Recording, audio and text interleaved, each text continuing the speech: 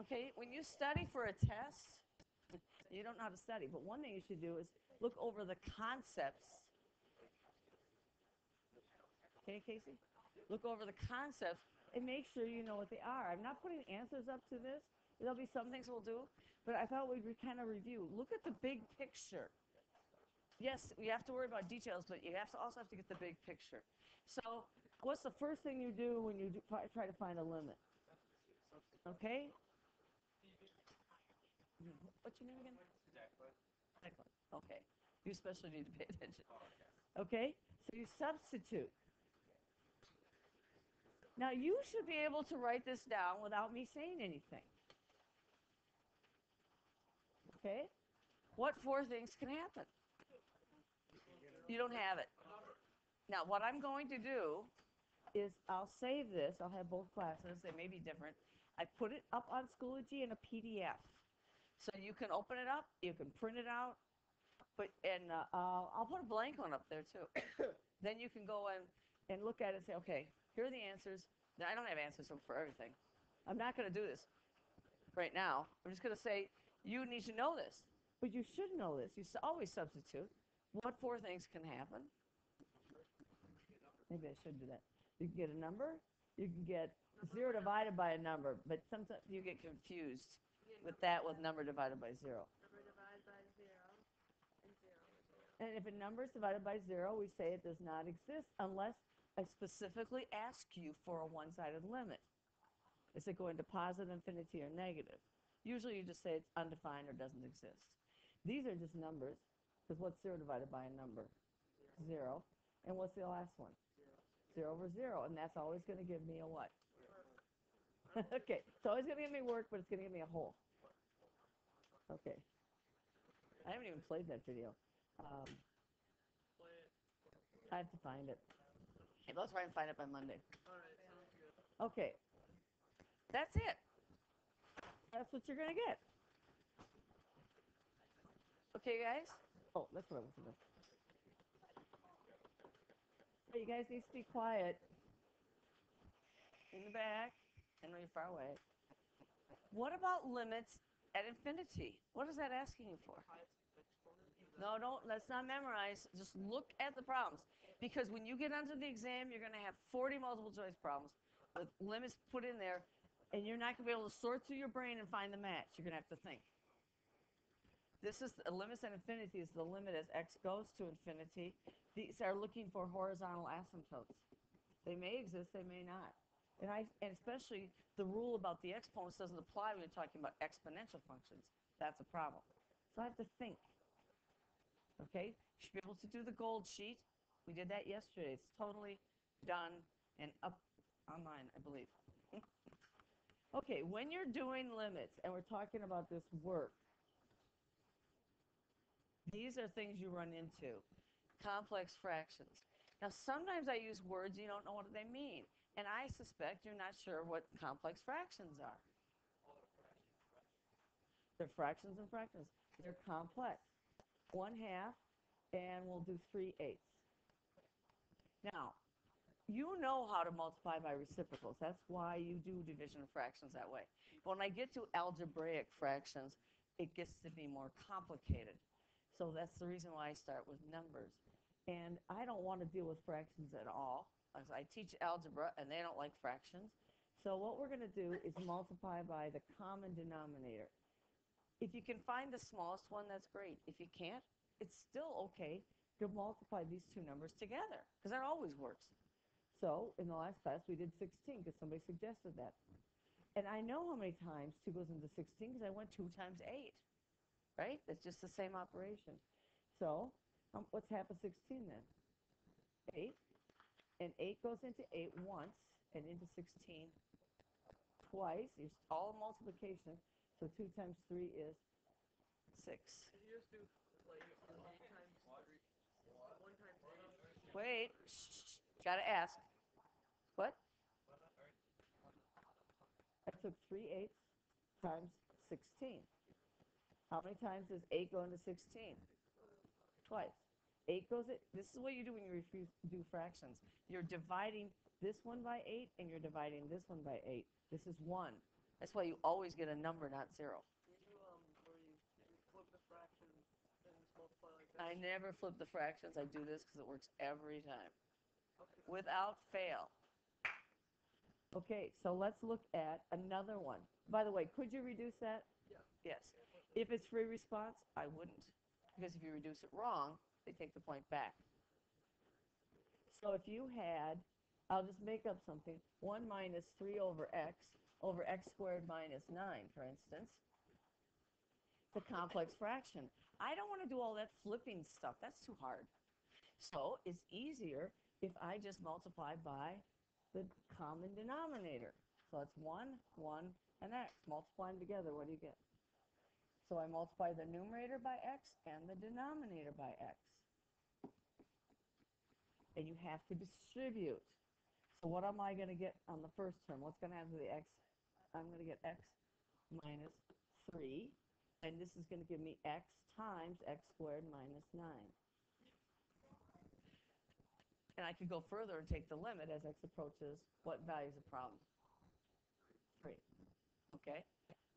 So I could do that if I wanted to do that, but that's how I deal with complex fractions. I multiply by 1, because that's what this is. And you have a few examples of it. I have copies of the old books. Parts of the old book are online, and you'd have to go and look through the files. It just takes a little bit of time to do it if you wanted some more practice. I'm not sure I have a lot on there, but there's some on the green sheet. We could do those together, or you could do them by yourself. It's better if you try to do them by yourself and really learn how to do it. So that's what I do with fractions. Questions? Any question? I just distribute the x times this, and then the x times this, so they cancel. It's a method to get rid of those denominators. Okay, Jack? Why is what? Because I'm going to distribute. So I'm going to take this, and I'm going to take an x. Oh, and I'm going to clone that besides. I don't think I want to do infinite. Okay, so I'm going to multiply the x times that one and the x times that one. That's distributive property. So this gives you x. What happens to the x's here? Cancel. X minus 3. Multiplying fractions with distributive property. A times b plus c. A times b plus a times c. Now, I don't want to multiply this out because when I get fractions and I want to reduce it, so let's reduce that. It has to be a multiplication problem. I expect you to know how to factor x squared minus 9. You've done that since first year algebra. You might have to bring it back. If you don't, you come in and get some help. So it's x plus 3, x minus 3. And this is a multiplication problem in the numerator. It's x minus 3 times 1. Is that okay? Sophie, is that okay? And then what do? I divide by x minus 3. It goes in once. I divide by x minus 3. It goes in once. So I still have a numerator of 1 over x times x plus 3.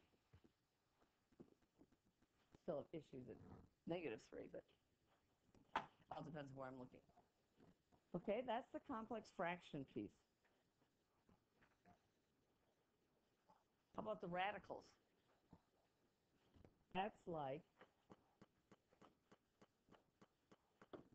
1 over the square root of x minus 3. And the thing is, I don't want the radical in the denominator. It's just a trick. So how am I going to fix that? Square root of x plus 3. This is called the conjugate. It's just the name. And then square root of x plus 3. When I multiply this out, and maybe some of you have some problems with that multiplying, I don't know, but it's FOIL. So I do the first ones, which you get what? X. And then, maybe I did this too fast in class, minus 3 square root of x. And this is plus 3 square root of x. So they cancel out, and then minus 9. That's why I chose it that way. I wanted to cancel out. So in the numerator, I'm going to have square root of x plus 3, And in the denominator, I haven't gotten rid of the radical. I've changed where it is. No, minus. What's the advantage of doing that? Because when you do the radical ones, you get 0 over 0. And if I change it so the radical is now in the numerator, then I might be able to do the problem. I would like to say you could always do the problem, but I'm not sure that that would be a true statement. Probably 99% of the time. Now what are you doing? I just was just showing you how to get the radical out of the denominator. Is that then you plug in the numbers and that'd be your answer? Yes. So if I let x be 9, this would be 3 plus 3 is 6 over 0. And so what would happen there? It'd be Vertical asymptote, so it does not exist. Whoops. They ask for a limit, and it's a number divided by 0, and I don't give you sides. You just say it doesn't exist. Yes. Okay. Oh, you did a good job. Okay. And I'll put this on discussion. I just haven't had a chance to do it. But you guys should talk about the difference between a limit and continuity. Here's a question. If a function has a limit, is it necessarily continuous? No. But what if I reverse it? If a function's continuous, does the limit have to exist? Yes. It's part of the definition of continuous. You should be able to write out the 3 parts of the definition of continuity. Oh, I forgot to finish what I was doing up there. And apply the definition. We'll do the first problem because I didn't get there. Or did I? Yesterday. I don't think I did.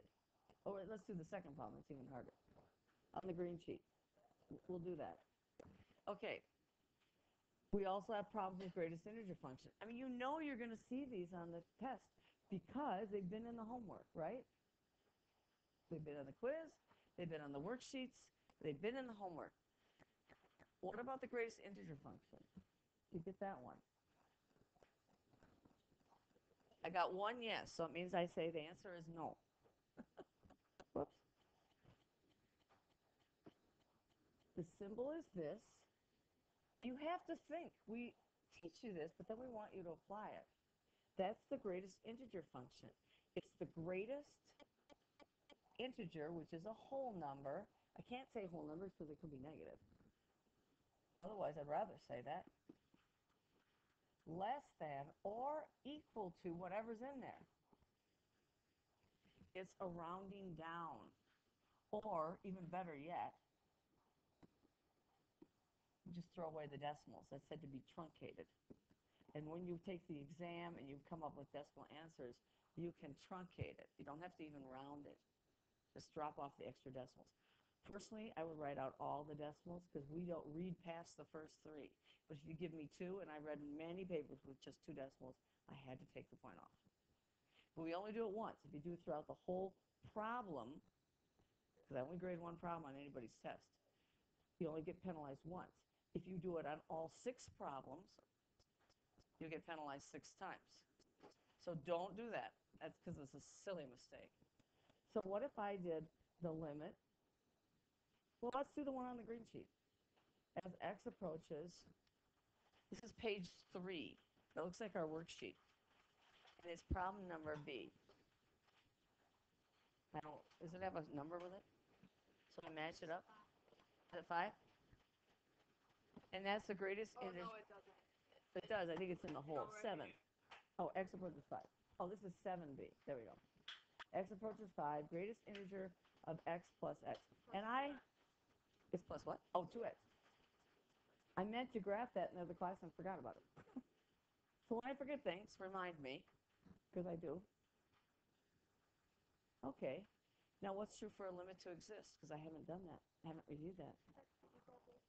The limit has to be the same for both sides. I'm going to write it. For a limit to exist. And you might have to write that on the exam. The limit, I'm sorry, sometimes I write fast. From the left has to equal the limit from the right. Be careful about using the word it, because we don't know what it refers to. But the function has to be coming to the same place no matter what direction you're coming from. So on Highway 41, where they're putting in that bridge, the limit exists there. You're going to the same place, but it's not continuous, right? Not at this stage. Okay, so we're going to have to look at this limit from the left side. And the right side, I always do the easy one first, which would be the right. So x approaches 5 from the right, and it's this. Now, 2x is a polynomial. It behaves nicely. You can remember that it's always going to exist there, or you can work it out from the left and the right side. It doesn't matter, but it's nice to know those little theorems that all polynomials are continuous everywhere. All rational functions are continuous everywhere except when the denominator is 0. Yeah. How do you know, like, when you're first looking at the problem, how do you know that you're supposed to flip the equal? You always look. You always have to look from both sides. You don't have to look on every problem because those are polynomials, and there's a theorem that says they're fine. The limits will exist because they're continuous everywhere except at that hole. And remember, right. On A, those are polynomials. C, those are radicals. And radicals, that's another one of our functions that's continuous, provided we're in the domain. So if you ever get the absolute value sign, you know, you have to check to see if both are equal. All right, let's check. Yep. You get absolute value, greatest integer. You know, plain old absolute value is continuous everywhere, but if you divide by it, then I got to worry about it, okay? So if you don't know, because I think that happens, you don't know. Well, guess what? Then you just got to check it. So what number would you like to put in that's a little bit bigger than 5? 5.001. Okay. Plus 2 times. Now, this is one I know it's going to be the same for both sides. But you could put in 5.001. And what is that getting close to? That's the easy one. 10. What's this one going to get close to? Because it's a rounding down. We're going to ignore those, and it's just 5. So from the right side, I get 15. And you know the greatest integer jumps. So the question is, are we at the jump? I don't know. Let's find out. Let's go to the left side. Think about where the jumps occur. I think you'll be okay. So the limit as x approaches 5 from the left.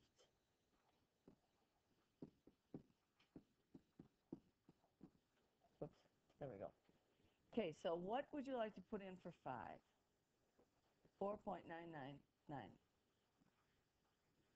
plus. You could do it with polynomials. You can always check left and right. You're going to see it's going to be the same. I highly recommend you do that because all of a sudden you're going to say, I don't have to do that here, but I do have to do it on some of these other ones. And this is 4. Oh, that's not a greatest integer. God bless you. Okay, Times 2. thank you. What's this getting close to? This is pretty close to 5, isn't it? No, this isn't greatest integer. This is just x. Wait, well, you have to round down it. This one we round down to 4 plus, but that is not a rounding down function. That's just x. So I could put in, that. What's that close to? 5. It's the greatest integer that makes it go down. Okay. So only an absolute. So they're not equal. Greatest integer. It's not absolute value. So they're not equal. Correct. This is 14. So what's your answer? I'm going to finish it. Pardon? Only the greatest integer function do I round down on. Because that's what this does. It chops off this. It's a rounding down function. This is not greatest integer. This is just x. 2x. Sorry, I forgot my 2. Okay, shh. One at a time. You guys, I can't hear. These are good questions, but because that was from the right side. On the greatest integer, you can't put in a regular 5. Because on the right side, that's 5. But on the left side, there's a jump there. So it's 4.99, but that rounds it down. Let's look at the picture. So it'll take a second here. Try to fix my calculator. Pardon? The limit does not exist because the limit from the left doesn't equal the limit from the right. Now, if you are going to make statements like that, I need to see the numbers. What do you think say the limit is? And yes, if you come up with the wrong numbers, I'm going to mark it wrong. If you have no numbers, I'm going to mark it wrong. You have to convince me that you did the problem correctly. Even if we have like the word, can we just say does not equal to the answer? Like, Yeah, you really should say limit from the left doesn't equal the limit from the right. If I want to get you ready for the exam, that would be the proper way to say it. You can say it, left doesn't equal right, as long as you get the point across. Okay, so we are in the wrong mode.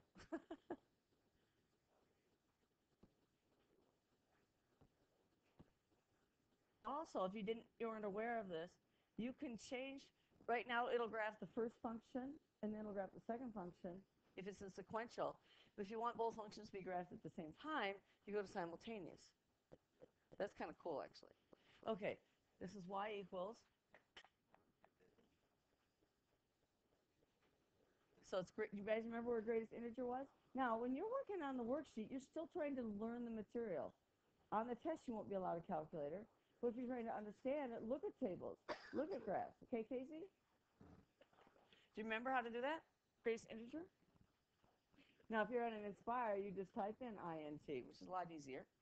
But this is more like a Mac, and you have to go through all the menus. And it's number 5. Write that down if you don't know it. It's x plus, and it's 2x. I zoom it decimal because I get nice numbers. Whoa. You know what? I'm going to change my y's to be a little bit. Why? It does look a little better. Let's go, this is fine, but let's make the y's go negative 10 to 10. Whoops.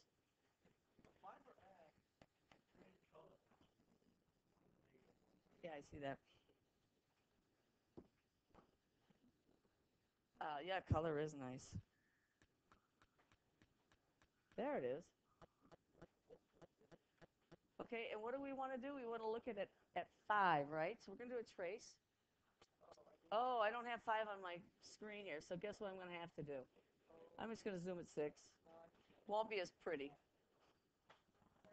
Okay. And we said it's supposed to be 14 and 15. I better make my window tall enough too while I'm here. It'll show me the answer. It just won't. It'll give me the numerical answer. It just won't give me the show on the screen. See, now it almost looks continuous. Kind of. Now, see, as I'm zooming out, it looks like it's kind of approaching y equals x, doesn't it? Okay, so we do a trace, and you type in 5. Press enter. It's 15. Now, watch when I go to the left. 4.989, it goes down to what? 13. If there's a jump there, I could zoom in on it. I wonder if that helps. I don't know if it's worth the time, but there, you can see the jump there now. All greatest integer functions jump. You just have to check, is my limit being asked where it jumps, or is it somewhere in between where it's continuous? Kind of interesting. Okay, let's see what else we have here. Factoring cubics, it's on the board. You want me to write it again? Or do you have it? It's on the board if you don't have it. And what I do is there's one negative sign. It's how I remember it. You'll have to do your own thing, but I'm hoping it helps. One negative, if it's a minus b, it's right there. So whatever the first factor is, it's identical to what's here. Not showing you why, I'm saying this is what it is. There's a negative right here. There's always one negative in it, and it happens to occur here. Because that's how it works. If I forget to erase it. You don't remind me.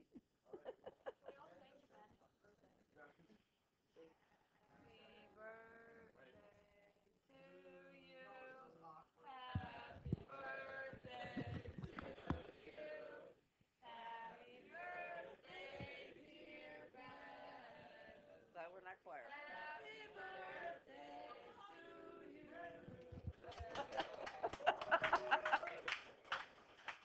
Choir does that, and we're a little bit better. It'll be on the video, so you can watch it again. Okay. Continuing, because I still have two problems I want to do. Okay, you guys? Absolute value functions, by themselves, they're fine. Combine them with something else, you got to be careful, especially division. So you know you're going to see all this stuff on there. You've got examples of it right there on the green sheet. Yes, Katie.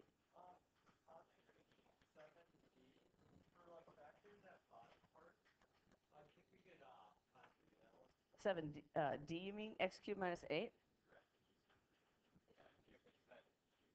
You have to use a cube formula. So it's x cubed minus 8. It's a formula. So it's a cubed minus b cubed. So what's a? X. B is 2. So it's a minus b, because that's the same as that. And then it's a squared plus ab. And there's always a negative sign. It's just a pattern. It's just what I've noticed. If you multiply it out, you'll see it works. So it's x minus 2. Now what am I going to put here? X squared. Then you multiply a and b.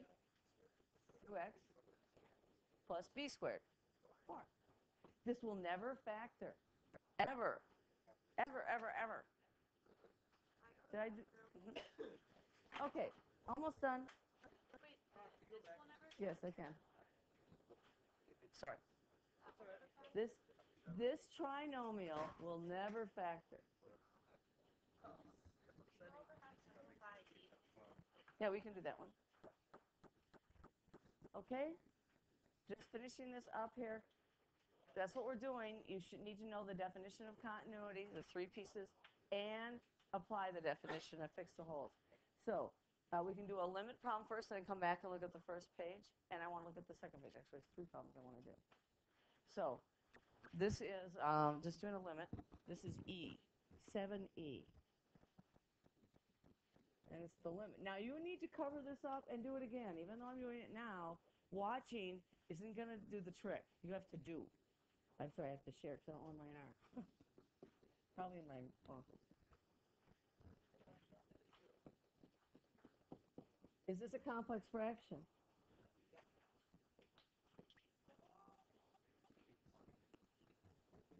Now, if you substitute into, okay, you guys, should all do it with me now. Should beat me. If you substitute into, what do you get? 0 over 0. Okay, so we are going to multiply by the common denominator. Right. Multiply the 3 denominators together, so it's 3 times x plus 1 over 3 times x plus 1. I like the denominator. I want it always factored, so I don't want to multiply that out. But in the numerator, I'm going to have to distribute this. If I need to write it out step by step, I will. Because it's 5 over x plus 1 times 3 times x plus 1. That's for the first term. What happens to the x plus 1s? Cancel. So I'm left with 15. I haven't done that one yet. Then I'm going to take 5 thirds times 3 times x plus 1. This is my thinking word. And what happens to the 3's? I chose it that way. And so it's 15. And you got to be really careful because there's a minus sign here. Minus 5 times x plus 1. All over this product. Ask me. I hear somebody over there. How do you get what? If you have the question, somebody else does. I obviously missed something then. Is that okay? Because I took this fraction, this numerator times this term, and I wrote my word over here. So when you cancel out the x plus 1s, what's left? 15. Then I did the same thing with the second fraction. And the 3's cancel out. A lot of you want to try to distribute that in your head, but the problem is you are not going to end up distributing that minus sign. And then the problem's not going to work. If you get 0 over 0, you know that this is going to have a factor that's the same as one of those. So it's the limit. As x approaches 2, what do I have to do to that numerator? Can I cancel the x plus 1? No. Some of you like to, but you can't. So what do I have to do with this? You have to distribute. So it's 15. I can't factor this until I simplify it. Pardon? That's what I'm doing. Every time, yes. Question over here. Reduce it? Well, you can't cancel it. Can I do 15 minus 5 over 3 times 4? Or 5 times 4. Can I do this? No. Same thing. Remember, x plus 1 is just a number, depending what x is. So you have to simplify that first. You always have to simplify, and then you can factor it. Yes?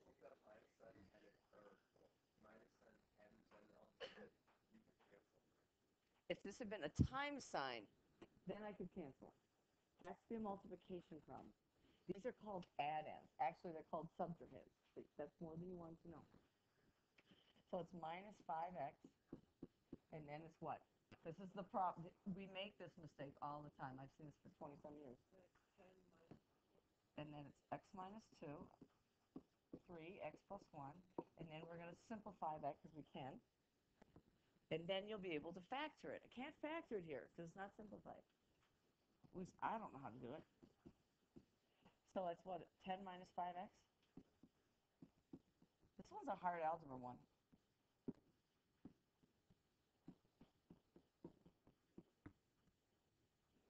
Now, if you put in 2, you still get 0 over 0, so something has to be a common factor. How do you factor that numerator? It goes into 10 and 5. 5. So let's take out a 5. I'm left with 2 minus x over x minus 2. They're not the same, but they're really pretty similar. How are these guys related? A 2 minus x and an x minus 2. Remember, x can be anything. So if I put x equal to 0, I get 2 over negative 2. If I put x equal to 1, I get 1 over negative 1. And if I put x equal 2, I'm in trouble. If x equals 3, I get negative 1 over positive 1. If x equals 4, I get negative 2 over 2. What are they all dividing out to give you?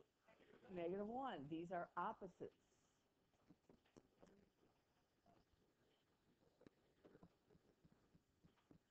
That's the concept. You need to recognize a number divided by its opposite is always a negative 1. They have to be totally opposites. The 2 has to be opposite, which it is, and the x's have to be opposite, which it is. I divide by 2 minus x, and I'm going to get a negative 1. Almost missed my negative. And so now I've got the calculus part. Wait. How did you get the 2 minus x, x minus 2? What do these divide out to give you? Oh, negative 1. So Yep. you can multiply 5. Yes, the 5 becomes negative. Okay, now it's the calculus time. All of that has been algebra. Put in 2, what do you get? Negative 5. I don't even care if you simplify it. 2 plus 1. Because these are not the same. They're opposites. Oh, it's one or the other. If I put a negative in a numerator and a denominator, what's the net effect? That's positive. It has to be a negative number. If you would like to put the negative out in front, you may. Doesn't matter. So when you look at a negative 2/3, that's the same as a negative 2 over a positive 3 as a positive 2 over negative 3. They're all the same. That's the final answer, negative 5 times. Yes.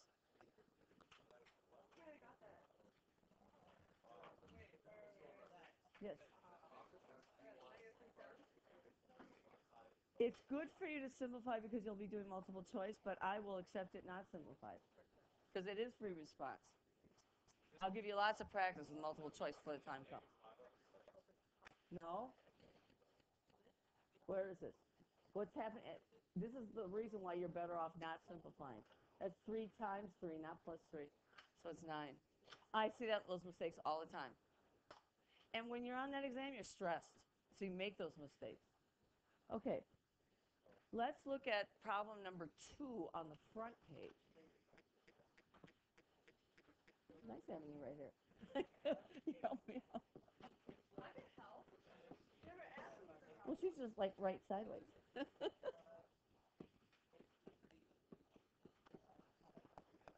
Okay. Are you getting it? Are things coming together? No? Oh, got Not yet? Well, we keep working at it.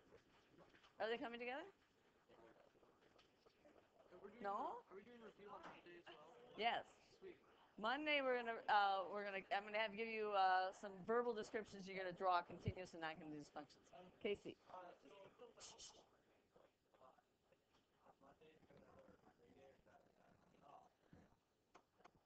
Should be on Schoology. Is Okay. Then Tuesday's your individual test. Wednesday's a partner test. And then you'll get the derivative lab on Wednesday. And then on Thursday, we'll spend time doing that. And Friday's going to be a crazy day, as we all know. Yeah. You're going to use your graphing calculator. Okay. Okay, you guys? This is a function that's not continuous. We want to fix it. What they say in the book is find the extended function. Weird.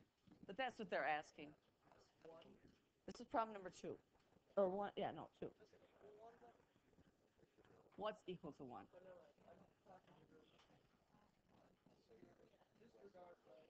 Okay, you guys. This function is this thing, provided that x is not some number. Where is the problem? Is it no. Andy? John? No, John. James. So x can't be what number? Where's the problem? I love your laugh. Is that from? I'm serious. X is now what? Right. So every place except for 0, this is fine. Because you can't divide by 0, right? It's always division by 0. Can't divide by 0. Some of you may see it, but we're going to use some composite limit theorem. It's not even on the yeah, it's not like that. It's the cosine, and this is the angle. You just can't divide by 0. So if I had e to the 1 over x, where's the problem here? X can't be 0. And that's a really strange looking graph. Even I don't even know what that looks like. I do now because I've graphed it. Does it have a lot of wiggle? No, it comes in on the left side going to 0, and if you think about it, it makes sense. And on the right side of the 0, it's going up to infinity. It's just a really strange graph. Okay, so now what we have to do is we want to fix the problem. It's a hole. Why is it a hole? Because when you substitute 0 in, what do you get? I get a lot of problems. I get the cosine of 1 minus 0 over 0. That's a hole. It's not algebraic, but that's okay. Doesn't sine of 0 equal 0. 0? Oh, cosine equals 1. Cosine is equal to 1. So what we're going to have to do is find the limit, because the definition of continuity says that the value of the function at 0 is going to be equal to that limit. So that's what I'm going to do.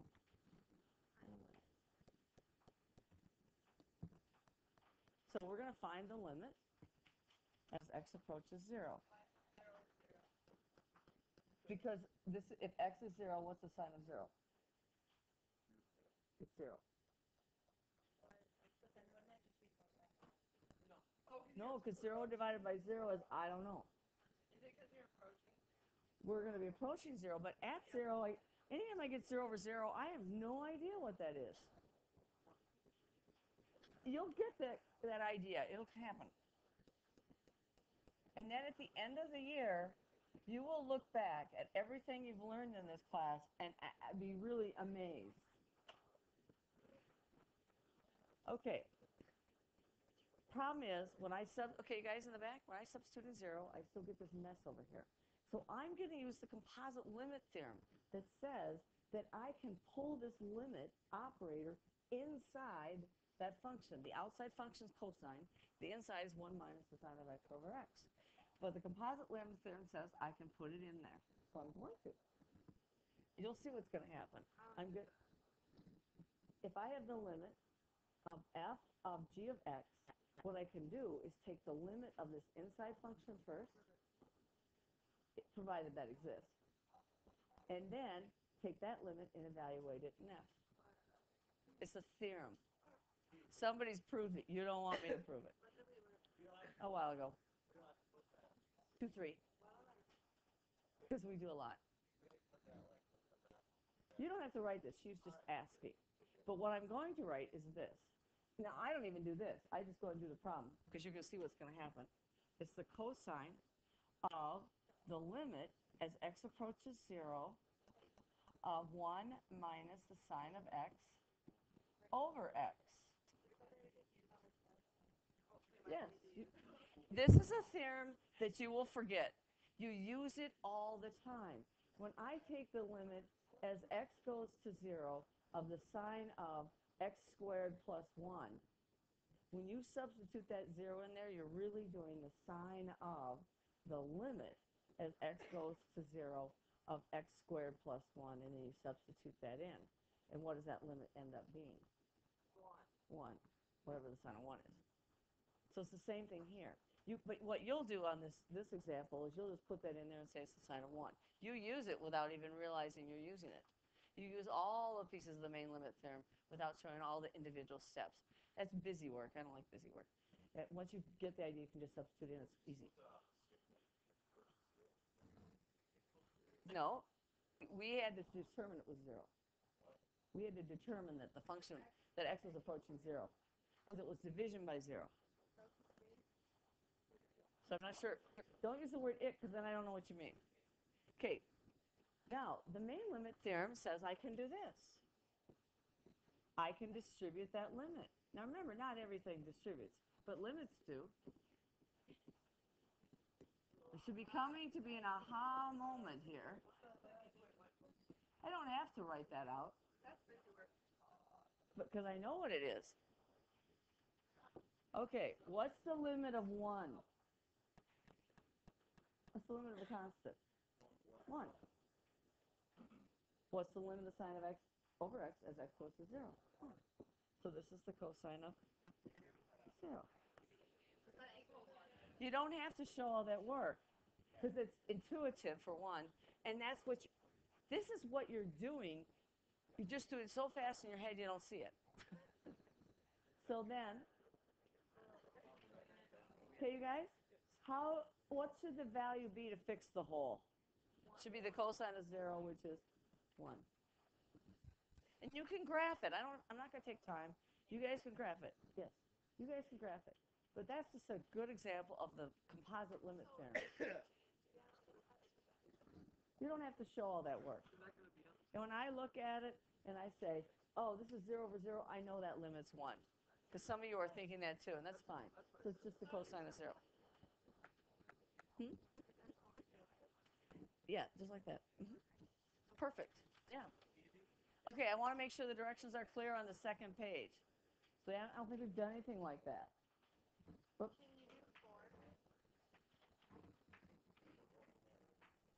I can. I want you to try it. I think you're okay.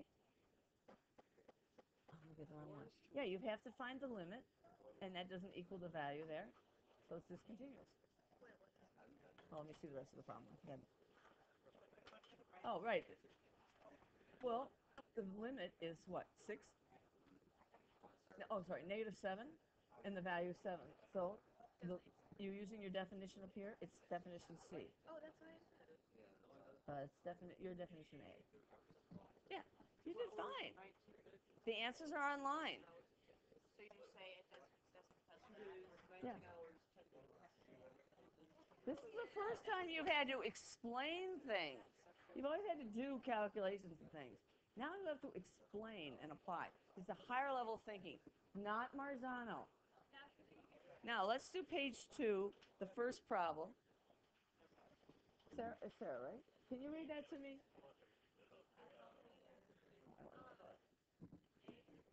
Yeah.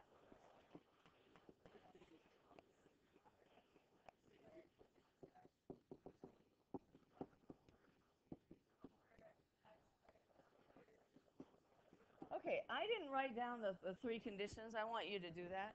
You should know what they are. And the question says, find the points of discontinuity, if there are any. Okay, guys in the back? If there are any. And explain why it's continuous or why it's not continuous. So the question is that a continuous function? And if not, where is it discontinuous? Continuity is always a division by 0 problem. I want all the points. So what's got to be true about x squared plus 4x. I get discontinuities when that's equal to what? There's more than one answer here. Factor that. What? X plus 4. So what are the 2 points of discontinuity?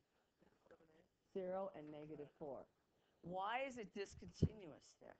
7, 8. No, page 2. What was that? It's 5, 8. 5, 8. I didn't have the number, so I didn't know. Oh, there it is. Thank you. Okay. Why is this discontinuous at 0? Because what's true? What's true about f of 0? It doesn't exist. Is this... Well, we can do that, but I'm not asking a question. I'm just asking where and why. That doesn't exist. You can't divide by 0. What's the other one?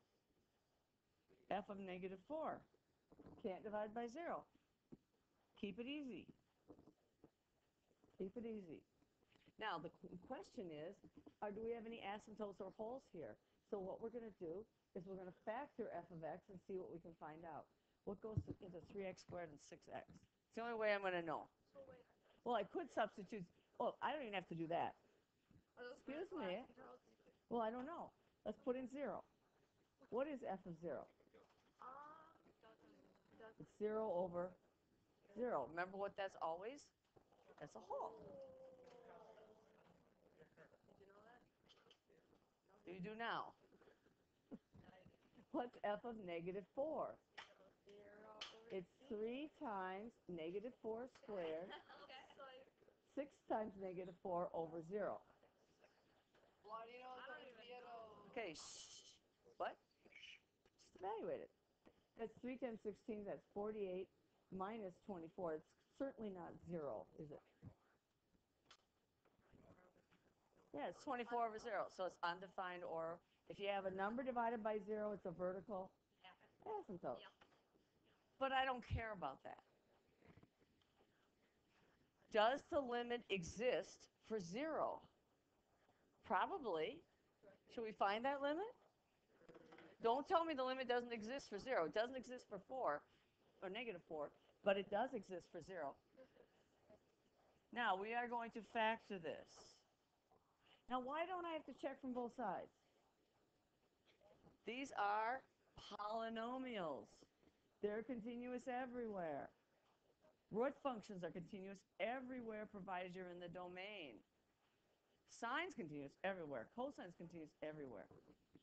Okay, rational functions are continuous everywhere except where the denominator is 0. So we're going to factor out a 3x, x plus 2 over x times x plus 4. What happens to the x's? That's your whole. At 0, I can't cancel them out, but we don't care. We're just close. And so when I put in 0, I get 3 times 2 and 0 plus 4. So there is a limiting value at 6/4. Yeah. Or 3/2. You didn't have to. The directions say, where is it discontinuous and why? So all you have to do is say it's discontinuous at 0 and negative 4 because the function doesn't even exist there. That makes that easy. That is the limit. Don't tell me that the limit doesn't exist for 0 because it does. It doesn't exist at negative 4. I was supposed to talk all hour. Okay. Sometimes you're going to find the function existing there, but the limit doesn't exist. So when in doubt, take your calculator out and look at the pictures. I understand that, but we're in a learning mode still. On the test, no calculator. But if that's what it takes, look at the table of values. All of that's part of learning. Who's going to the game tonight? Me. Who's going to the Gopher game tomorrow night?